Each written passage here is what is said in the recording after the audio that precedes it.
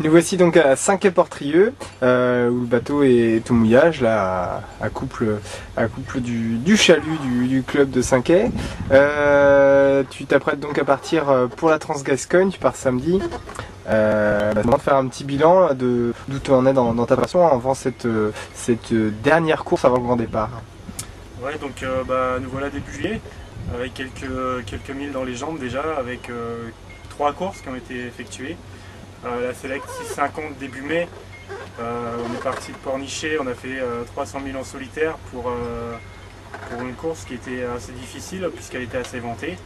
Et c'était la première de la saison avec très peu de navigation avec le gros chantier d'hiver. Ensuite on a fait Open des Miquelets qui nous a monté au départ de Lorient à destination de Dordogne en double.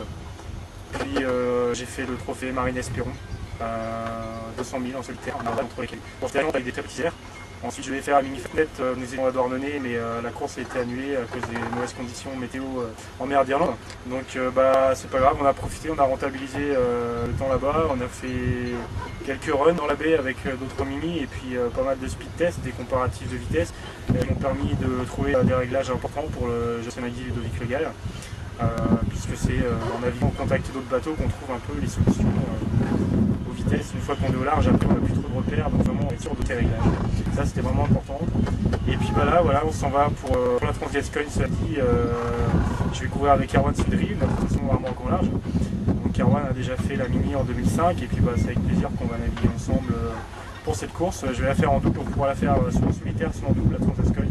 J'ai choisi de la faire en double parce que je pense que je vais être suffisamment tout seul pendant la Transat. J'ai envie de me faire plaisir à naviguer avec Erwan. Puis gros capital expérience quand même, Erwan. Ouais, il y a pas mal de choses à voir ensemble. Donc voilà, on va partir samedi, on arrivera à Bourgeonnet vraisemblablement mardi en fin d'après-midi. Et puis à partir de mercredi, on va commencer les contrôles de sécurité. On vient d'entrer dans la liste des partants aujourd'hui, c'est assez important aussi puisqu'on était en liste d'attente. On a progressé ces jours-ci et là on vient d'entrer dans la liste, c'est super. Donc voilà. Bon c'est super. Bon vent pour déjà le convoyage et en espérant que l'été arrive vraiment et puis on verra ce qui va se passer à Trans-Gascogne parce que c'est quand même une course qui est quand même pas mal exposée, c'est un gros run quand même. Ouais, c'est une bonne course, il y a déjà tous les gens qui vont faire la Transat y seront puisque c'est la dernière course avant la mini, donc c'est là qu'on teste les bateaux en dernière configuration avec les voiles, avec toute l'énergie, c'est là qu'on va tout vérifier, la fiabilité. Et puis c'est un moment de se retrouver aussi avec tout le monde. Et puis c'est une partie du parcours quand même, c'est traverser le golfe, c'est de l'expérience aussi qui s'acquiert pour... Donc là c'est un demi-dégolfage on va dire, puisque Santander c'est presque en ligne droite en longeant la côte française. Nous on partira plus à la perpendiculaire pour la Transat, mais bon c'est toujours intéressant de naviguer dans ces zones. Et c'est cool. Ok, bon vent Bertrand. Merci.